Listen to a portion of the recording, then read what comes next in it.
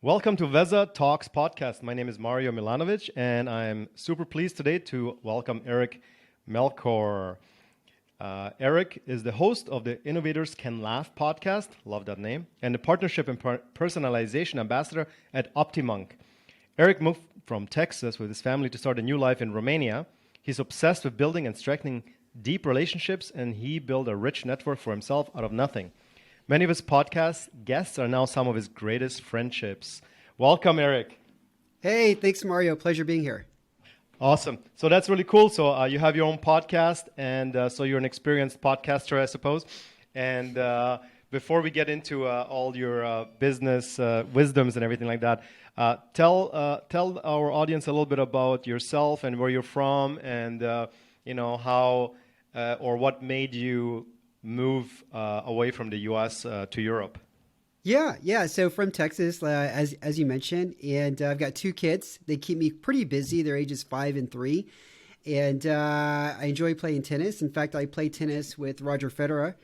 Wow. Yeah. No, I open YouTube and I type in his name and I get in front of the TV and swing my racket like I'm playing against him. But yeah, and my background is primarily in digital marketing, and then I moved into personalization and a little bit of other things like related to partnerships. But mostly the big change, though, was moving from corporate America into startups. And I did that when I moved over here to Romania a little over 2 years ago. So it's not just a life-changing event, but also a career-changing event. And it's so far the transition at the very beginning was difficult, as one can expect, but it's all starting to work out. And a lot of it has to do with the podcast that I created. Amazing. So what made you choose Romania? Well, my wife is from here. We met about 14 years ago. I worked here for 1 year, and she was working in the same building. And we happened to walk to the subway together one evening, and we had a great conversation. And I think we maybe talked for about 15 or 20 minutes until she got off on her stop. And when she got off, I had said to myself, I'm going to marry that girl. And I ended up going back to Houston. We had started dating, and we were long distance. And so I was flying back here to visit with her. I would meet her in Paris, or we'd meet in Spain. And I convinced her to go to Houston, at least try it out for 6 months just to see if it would work out. And she was able to go there on a student visa. And it worked out, of course, and we got married a couple of years later, and we had a good life there for about 10 years before we moved back here to Bucharest. Amazing. So, yeah, I left San Diego in 2012, and the reasons for me were at the time, even though it's been over 10 years, is that I really saw a switch in the culture. And I really didn't jive with it anymore. I really wanted to be more in a, traditional society, one that places more value on family and friends, especially friends. And I didn't find that in the U.S. culture. Everybody is hustling and you can make a lot of money, but I felt like all my friends needed to be booked, which I really don't like. And moved to Canada, and Canada is very similar. And so moving to Europe, I spend most of my time in Eastern Europe, in Serbia, but I also spend my winters in Asia. And so, I can, I can relate to wanting a more rich experience. And I imagine that you moved from the U.S. for similar reasons. It was. We got the conversation started was safety, because once we had our kids and I was taking them to daycare, it was crazy, but I started looking for gaps in the facility where somebody could just walk in quite easily with a gun and start, shooting up the place. And that's crazy for a parent. The idea is for a parent to have. And I just didn't want my kids to grow up in a childhood where they had to be constantly aware of their settings and their environment. And I didn't want to really be growing up in a place where, oh God, I don't know if I want to piss off the wrong person because of road rage, and it didn't matter where you were. It didn't matter if it was in a school or a movie theater or a church. It's just that gun violence seemed to be happening more and more. And because Texas is a place where you could pretty much carry a gun, in addition to owning one at the age of 18, I just felt like, I lived in Romania. I can't say it was the greatest place, but I enjoyed meeting the people. I enjoyed my time there. And when we listed the pros and cons, starting with safety first, there was a lot of other pros. The weather was great here. There was 4 seasons. Right. From Bucharest, you can access the mountains and the beach within a couple of hours. Right. Even outside of Romania, there's a lot of great places to visit in Europe that are very short distances. Cost of living, that was a big benefit. And so when we listed down the pros and cons, there was a lot of pros here. I mean, obviously, family was the biggest con because my family's in the States, but my wife's family's here, so that was another big pro. My kids could get to know her side of the family. And so when COVID happened and we started working remote, we just had a newborn, and my son was only 3, so trying to juggle a newborn and a 3-year-old while trying to work at the same time in the States, because obviously my wife, she had to go back to work after 3 months, it was almost impossible. We were going to go crazy. And so her mom was able to help out with the kids here. And so it was kind of an easy decision to come here at that time. And the transition has been, I would have to say, like I said, it was difficult in the beginning, but for the most part, the transition has been good. Right. Well, that's awesome. I know in the last 3 years since I've been living here, more and more people from the U.S. and Canada and I suppose Australia, Western world have been coming to Eastern Europe and seeing the benefits of being in a society that actually networks but doesn't know they're networking. All the cafes are full. People are socializing all the time. I mean, I literally have to, beat people with a stick because it's just you just can't handle the amount of requests to go for coffee every single day, and it's very spontaneous, and that camaraderie is really, really, really important in my opinion, because that's what forms society, that's what forms communities, and it feels with the way that digitalization of our lives is going, that more and more people are going to be by themselves, looking at a screen, and it's almost becoming an effort now that you have to go out with your friends and spend time with other people, which is kind of sad, right? So yeah, there's still places in the world where people are actually still yearning to spend time with other people, which is really refreshing. So I like that. I think that's one of the pluses for especially Eastern Europe. I think Western Europe is basically becoming North America. So it's unfortunate, but that's what it is. So yeah, that's cool. So great. So you moved to Romania, and now you're working remotely. And I think you were take us through some of the companies that you worked with. Yeah, Mario, you said something that you get so many requests for people to go out to coffee. And I know what you mean there, because it happens to me all the time where somebody who's sort of in the same industry, they want to meet up. And the problem is that I've got 2 little kids, and usually 2 or 3 nights a week, I have phone calls in the evening after dinner time with the customers or clients or partners in the States. So my weekdays are pretty filled. Plus I've got the 2 little kids. How do I meet up with these people that want to get together for lunch or coffee? And I actually started throwing cocktail parties, and it's like a 2-hour cocktail party, usually on a Monday night from like 6 to 8 p.m. And I invite all the people that wanted to get together in person, plus other people that I'm interested in meeting. Usually it's a group of like 17 to 25 people, and it's worked out fantastic. I've hosted 4 of them, most of them in Bucharest. I did one in Cluj.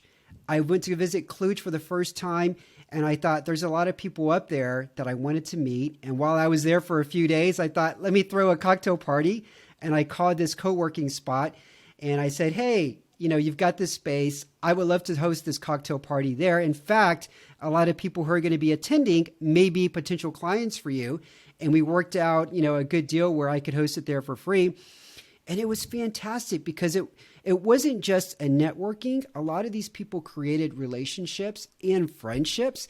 And it was just good to like get to know other people, meet other people, and start building a good network and friendships from that event alone. So if you want any suggestions on like what to do on how to throw a good cocktail party, it's it's quite easy, but there's a lot of little things like, name tags are a very good thing because when you wear a name tag, it kind of makes everybody equal and approachable.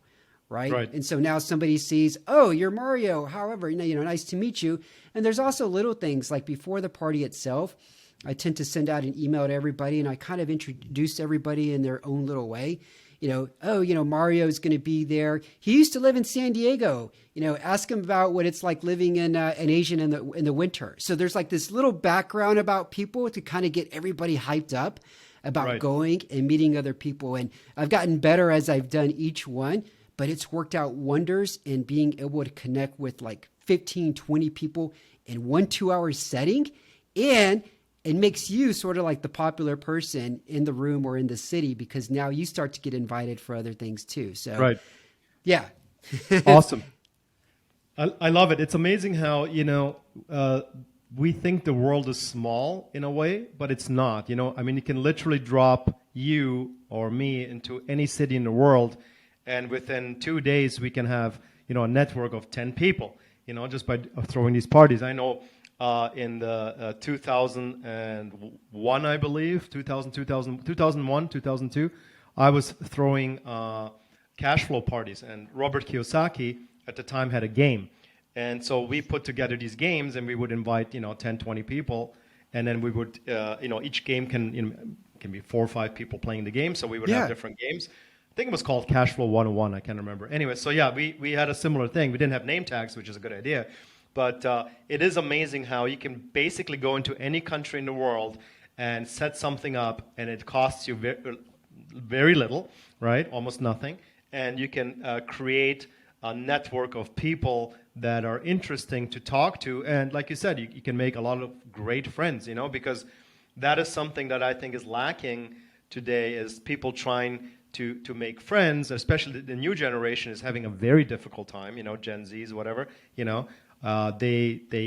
are not used to these, conversations or hanging out with people. And it's just a matter and a function of going out there and, learning how to do it, I suppose. I mean, for us, it was easy. We just, we didn't think about it, right? But that's great. I love that. I think that's really fantastic. I mean, the hats off to you for being proactive and being able to do that because, again, there is people that are longing for these type of events, right? And, big events, it's kind of harder to meet people, but if they're intimate and, you throw a little coffee thing or champagne or something, it's kind of cool, right? So that's awesome. Wonderful. I love that. So, so now take us into, your kind of professional endeavors and all that. Yeah, well, I would say that I'm sort of a failed entrepreneur, but successful social entrepreneur, in addition to climbing the corporate ladder. So back when I was in college, I was really fascinated with digital marketing. And being in Houston, there weren't a lot of digital marketing jobs at that time. So I left my job at Continental Airlines and I moved to New York City with a couple of friends in a very small apartment. And they said they had a third bedroom for me.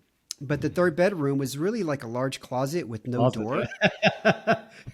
And I couldn't even fit a bed in there. I had one of those bunk beds that you climb the ladder and to sleep on the bed, and all my stuff was underneath.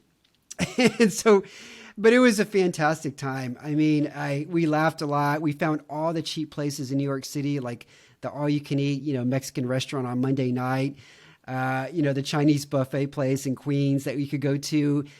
There was a place called the Fat Black Pussycat where you could get, beer, like jugs of beer, for $4 until 8 o'clock. So we found all the cheap places. And I wrote a lot of code letters to different agencies at that time. And there was one small agency that invited me in for an interview. I had researched the founder. I read a magazine article about him. And I guess he found that was, he was a little impressed. He invited me in. And he knew I was hungry. He knew I had drive. And so they gave me an opportunity to kind of start my media/advertising career with them. It was a small agency and was assisting with the media buying for American Express. They had one big account. And I started analyzing the data through Excel using pivot tables. And it was crazy because nobody at the agency knew how to use pivot tables. Right. And so I was able to like slice and dice the data and let them know like, hey, in these regions, the campaigns are performing a lot better, and these ad types, they're performing a lot better. Let's shift a lot more money in those regions and those ad types. And before you know it, American Express went from spending $100,000 a month to like almost $1 million a month in ad spend, because we were able to improve the return on investment. And this is just from using pivot tables, right? Right. And so I was there for a while, and I was able to get an analytics job in media for Group M, which is a much larger agency, worldwide agency in their analytics department. And so I was doing that sort of thing, using regression modeling and analyzing media campaigns while getting my MBA at Pace University up in New York City. And then that's when the opportunity came to work for a large media agency in Bucharest. They were seeking out expats, and they wanted to educate clients here in Romania about the benefits of advertising in digital media, specifically Google PPC.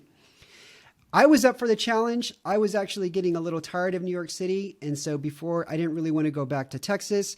And so I had traveled a lot because I had worked for the airline. And so I thought, why not? Sure, I'll go for a year. And it turned out to be a wonderful experience. I wish I would have stayed at least 2 years, but I met a lot of great people, and I got to see a lot of beautiful parts of the country. I experienced a very harsh winter, probably the last that we'll ever see because of global warming. But I remember the snow being like 3 feet high. and in Bucharest, they don't have the big snow machines like they do in Canada, so they can't really move the snow out of the way. So you're always, playing that game where can I go to walk and I'm not going to get entirely wet because of the snow. But anyway, I met my future wife and convinced her to go back, as I said in the beginning of our conversation here. And so it definitely worked out great. And that's kind of where the first part of my career began up until about 2011. Okay, great. And so what are you working on these days? Yeah, so these days, I've got my podcast, Innovators Can Laugh. So when I moved to Bucharest, I thought, how can I get to know other people? Because like you said, I was working at home in the apartment, and I didn't really have a job to go to, and I wanted to work in the startup community.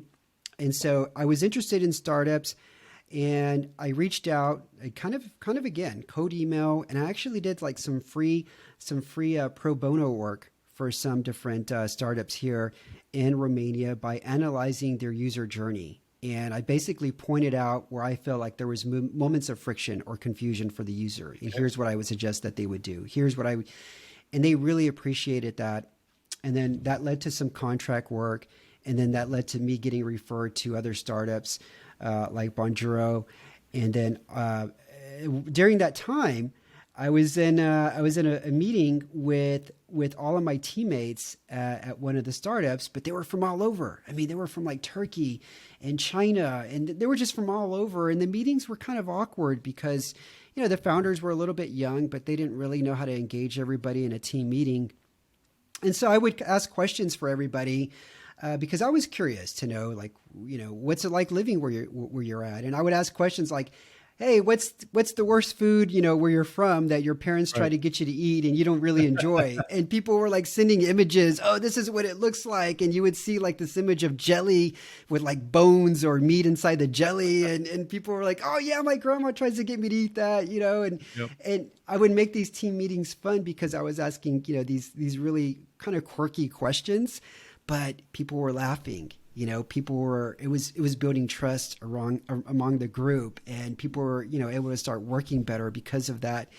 And someone had made the comment like, oh my God, you should have a podcast, and you just have people and you ask them these questions. And that really got to me. It stuck with me. And I thought, why not? And so since I'm in the startup community here in Europe, I thought I could interview European startup founders. And so that's how it began. And that actually led to me interviewing Shaba, who's the founder of OptiMonk, who I'm working for now. He was on my podcast. We had a great conversation and we stayed in touch. And when he found out that I was actually looking for another opportunity, he sold me on the vision of OptiMonk. He told me, here's the 5-year roadmap. I think you could play a big part here. Let's define what you can do and how to make this role fun, but also very valuable for the company. And so it was the first job that I ever got without having to interview or even submit a resume, all because of doing a hobby on the side. Right. Amazing. Yeah, that's cool. I mean, my background is diverse. Everything from being a waiter to owning a hotel to developing real estate to being a flight attendant, believe it or not, and to writing code to being one of the biggest affiliates around. And so I'm super understanding of PPC, paid marketing. And, so tell us a little bit about OptiMonk. It's a great name. I like the name.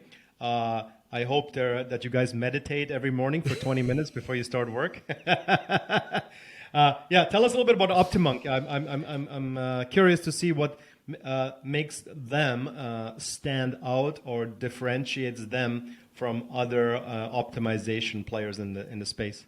Yeah, I'll happily do so, but I do want to hear a little bit about your background. I mean, if you're hanging out with Robert from Rich Dad Poor Dad, then obviously I want to know how you go from flight attendant to real estate mogul. It's basically, I get very bored with things, and when I start things, I jump in head first, even if I don't know what I'm doing, and I'm stubborn and I'm driven, and so basically I want to get to the top. And when I do, I look around and I say, okay, well, that was fun, and let's go and do something else. So yeah, that's basically, it. And I surround myself with really interesting and smart people. I usually want to be the most stupid person in the room if it's a project, right? So that I can learn the most, or I can leverage other people's time. And I'm a big proponent of the 80-20 principle. 4-hour work week is something that I read the first edition, mesmerized, and then I contacted Tim Ferriss, and in the second edition we actually built a school in Vietnam together. Oh wow! And so I'm in the second edition forward, which is kind of my claim to fame in that book, which is the Bible of remote workers supposedly, right? So yeah, I think the 80-20 principle is really interesting. Richard Koch, who wrote the kind of updated version from Pareto, which is like hundreds of years old. And I met him. He was a very, very interesting guy, very smart guy. And I started designing my life around that principle. And I think at one point I drove myself crazy, and I got into the 99-1 instead of 80-20, and things just I wasn't enjoying life as much because I was putting math into everything I was doing, and so it was I was successful, but I stopped enjoying life in some way because everything was a math equation, and I didn't want it to be that way. So it's interesting things happen to people that seek out different cultures and different projects and things that interest you. So. Yeah, that's pretty much that. But and you tell us about OptiMonk. Absolutely. But again, you said something that I really want to come back to here because not a lot of people enjoying life. And I think that was me for a long time, Mario, until I read something literally last year. And it was by Naval, the Silicon Valley, investor. Yep. And he said something like, the only true measure of intelligence is did you get what you want out of life? And that just stuck with me, right? Because it's so clear. It doesn't matter really, what your IQ is or your background, but that question has two parts: is do you know what you want? And I think 95% of people really don't know, maybe even more than that, Mario.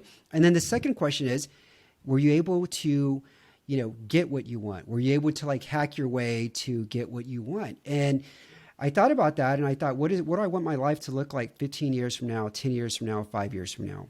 And I had to think about it. Okay, this is what I want for me and myself, for me and my kids, for me and my family. This is the kind of life that I want to be living, 4 or 5 years from now. And the thing is with me is that I get so fascinated sort of like by that shiny object syndrome. And I'm juggling OptiMonk, I'm juggling my podcast. And I had this other idea for another business, and I started to go down that route.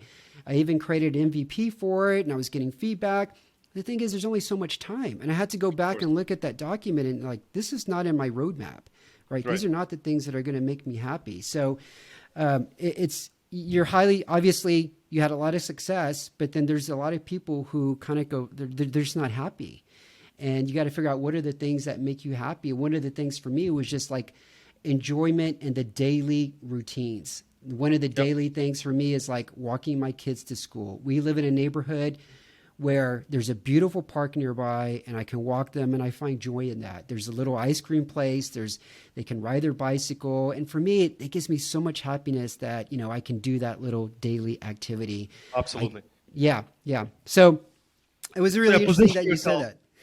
Yeah, I think that's a very good way to approach life. I think if you position yourself first with what you enjoy doing, and that for you is obviously spending time with your kids and family, or for somebody else it may be going to the gym or kicking the ball down the street, whatever that is. I think that if we are in joy, and joy is in joy, so being joyful, I think everything else gets attracted into your life, right? Whereas a lot of people think that they will have joy once they have the $1 million in the bank, once they have the perfect wife, once they have the perfect car. And when they get there, they realize that the ego will kick in and say, no, you need 2 cars now, you need 10 cars now. It never ends. So the realization of being in the present and feeling joy is really all we need to do, as woo-woo as that sounds. It is absolutely the key to life, and it's something that I think a lot of people are missing. And sometimes tragedy has to hit for people to wake up and get reacquainted with who they really are. At the end of the day, we all want the same thing. We all want to be happy and joyful and loving towards oneself and other people. And life gets in the way, and we forget. And so it's a constant reminder, I suppose, right? Yeah. So. Kind of back to your question about OptiMonk, I'll start with the vision that Shaba told me. And he asked me, Eric, why do you think people love Netflix and Amazon so much? And, I use Amazon and Netflix all the time. And I was thinking about it. I'm like, well, they got good products, right? He goes, yeah, but they also help the consumer find additional products that they would enjoy. And I didn't know this, but I think 33 or 34% of Amazon's revenue comes from recommended products. Right? That is a huge number. And Amazon, because of their algorithm, they're able to recommend shows that you may enjoy based on your viewing behavior. And so what he said is that before, SMBs and mid-sized businesses didn't really have those capabilities. They just didn't have that technology, or they didn't have, the 100 developers working behind the scenes to make that happen. But now they do, because of advancements in technology. And so that's what OptiMonk is that we are giving SMBs sort of those Amazon-like superpowers to create a personalized shopping journey in real time on their website. So if a visitor that is returning a visitor to a website, they can come back to the site and it says, hi, welcome back. Just a reminder, here's where you left off. Here's the products that were in your cart the previous time. Or if you're a website and you're getting more than 20% of your visitors globally, you can go to the website. For example, if I go to a U.S. retailer called Woodhouse Clothing and I'm based in Romania, I go to their website. There's a little message that appears and it says, hey, welcome from Romania. There's free shipping in Romania. You can shop here in Romanian currency. And by the way, when you spend more than 50 euros, there's free shipping. Also, the taxes are included in every price here. And so we're making it a very delightful experience. We're sort of like taking the customer's hand and leading them to the part of the website that's most valuable for them, trying to take that in-person real experience and bring it over to the digital world, to the online world. And so that's what we're doing. I mean, it's a personalization platform, and it's really intended for marketers like me that don't have a developer background. We don't know how to code. It's a drag and drop interface, and it's easy to get started. We've got integrations with Shopify, Klaviyo, and several other big tech partners out there. And we're having a lot of fun doing it. My role is really to be sort of like the evangelist. And we've created this e-commerce revolution, which is the first e-commerce reality show. And we're taking a handful of brands, and over 90 days, we're filming all of our meetings, but over 90 days for free, we're actually going to implement some of the truest and best optimization and personalization strategies. And we've invited outside partners, outside CRO experts, as well as agencies and other tech partners to come on board.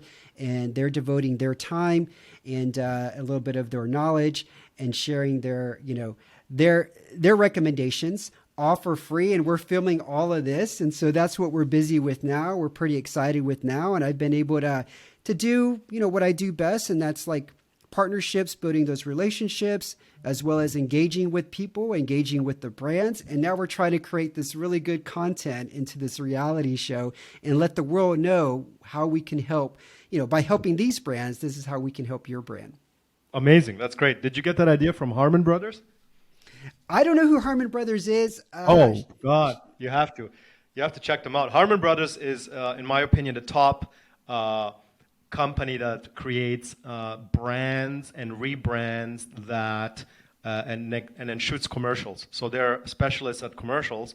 And I'm sure if you look them up online, you'll see some of the commercials which won awards and everything.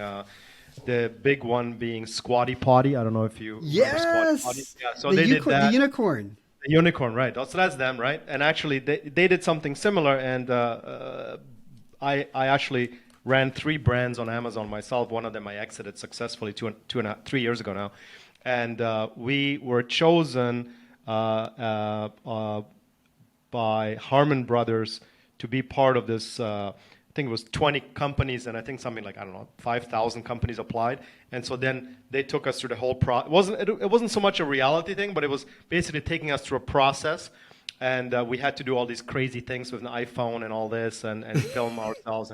It was great. And so, it was, we finished second. We didn't win it. We finished second. That sucked, but we got a lot of free stuff. And the winner, I believe, got a $100,000 commercial. Their commercials run at $1.2 million. And so it was like a mini commercial. We didn't win it, unfortunately, but it was really fun. The process is amazing. So I love that. It's a really cool thing. I think you're doing the right thing. So that's exciting that you guys are doing that. Tell me the name of your brand so I can go look these videos up and see what they did. Well, the brand that I exited is called Poop Like a Champion. And it's the highest fiber cereal in the world. And we started 6-7 years ago, maybe 8. And I had some partners. And we, like I said, we exited 3 years ago now to a company in Singapore. And it's changed now. I mean, some of their vision is a little different than ours. But it was a fun ride. And with a name like that, I tell you, we were on a lot of radio shows. We were on a we actually made it to Shark Tank, believe it or not, And we qualified for Shark Tank, and it was right during COVID. And they wanted us to, they didn't want to film in Hollywood because of all the garbage. And so Vegas opened up, I suppose. And so they wanted us to go to Vegas. And the breaking point was that they wanted us to quarantine for 3 weeks. And I was like, what are you guys nuts? Like, I'm not quarantining for 3 weeks in a hotel room in Vegas eating, burgers. So I even though it was a big opportunity, I just, my partner is an attorney, and he's like, I can't leave, my life for 3 weeks, and neither could I. I was living in Thailand at the time, I believe, and so.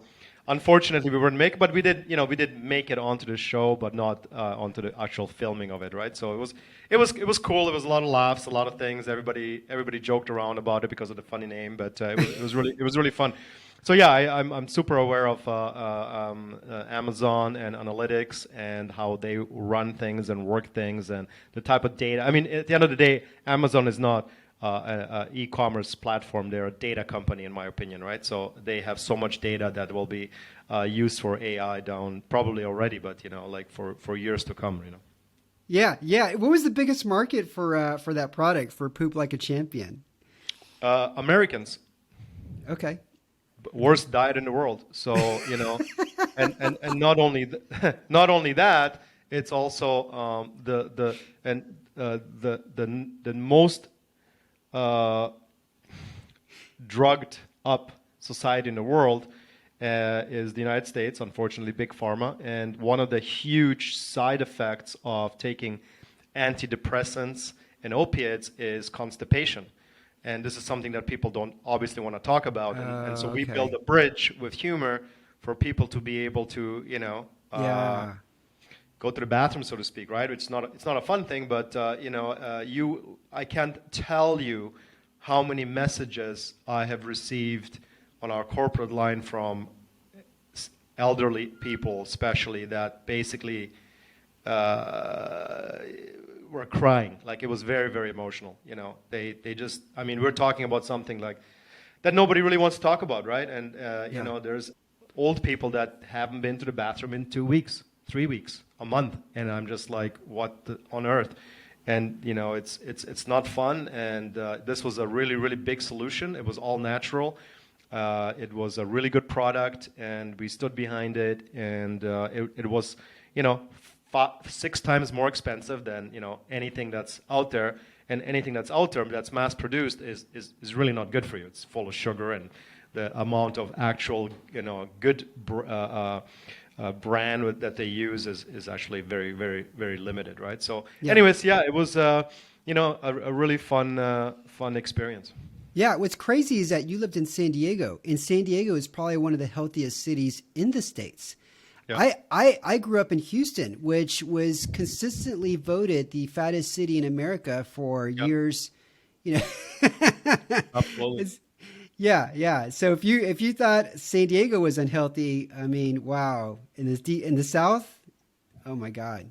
Yeah. Well, I know. I mean, I had businesses in Oklahoma City, and I owned a hotel there, and I owned a lot of real estate there. And I tell you, I was shocked. I remember when I first, I was living there 10 days of the month, and the first kind of stint of that 10-day process, I remember trying to find a place that has salad. I mean, a real salad, like not just, a lettuce and a slice of tomato. We're talking about a real salad. And I remember driving around, I believe it was like an hour and a half, going from restaurant to restaurant, even though I had, Google Maps. It was just, these guys must have a salad, And I was like, and so finally we found a French restaurant, and it was like, oh my God, like, if it takes me this long to find a salad, what about everybody else? I mean, everybody else just goes to Taco Time or Taco Bell or whatever, and it's like, hey, it's cheap, it's down the road, let's do it. So super concerning, I mean, I don't think it's a good thing, but you have to basically it's funny, like, it's as if living healthy these days, mentally and physically, is something that you have to actively pursue in such a way where you almost become obsessed by it, Mm-hmm. Like, it shouldn't be this difficult to live a healthy life, but it is, and that has obviously been engineered, and it's only going to get worse with AI. So I think it's great to go to these places. It's like the poor places of the world have got it going on, like Africa and parts of Asia and Eastern Europe and everything. Any place where the average salary is under, like, I don't know, $600, they still live normal lives, Yeah. And, I always joke, I'm like, I'm probably going to end up in Africa somewhere because, that's still kind of where people are somewhat normal, I suppose, right? Because this debauchery of our society is getting out of hand in many ways, right? But, it is a learning experience, and, it's all you can do is change yourself and your habits and affect your local community. And then from there, hopefully it'll vibe out into other people, right? Yeah. When I went back to Houston after living in New York City for about a year, my parents were really concerned. They thought I was sick because I had lost 15 pounds. And I lost 15 pounds because I was no longer in the car, right? I was walking everywhere. I was walking considerably more than I had ever walked in my life. And of course, because I was walking everywhere, I wasn't necessarily eating fast food that much anymore. And I came back, and they thought, they asked me multiple times, "Are you okay? You seem like you're a little sick." I'm like, "No, actually, this is probably my normal weight that I should be walking around." Great. Isn't that funny how looking healthy people associate now with sickness? And like, it's just so backwards, right? It's like we're living in an upside down world, But yeah, for sure. So let's wrap it up. I usually ask my guests the following question, and it is the following: if you were in my shoes and would ask yourself a question that I did not ask on this podcast, what would that be? I would say, The first question, I don't know why this came to mind. Do you have any regrets? And I think there's really no big regrets. And it's because there's sort of this quote that I always go back to when I remember contemplating doing something. And I don't know who said this, but the quote is, life shrinks or expands in proportion to one's courage.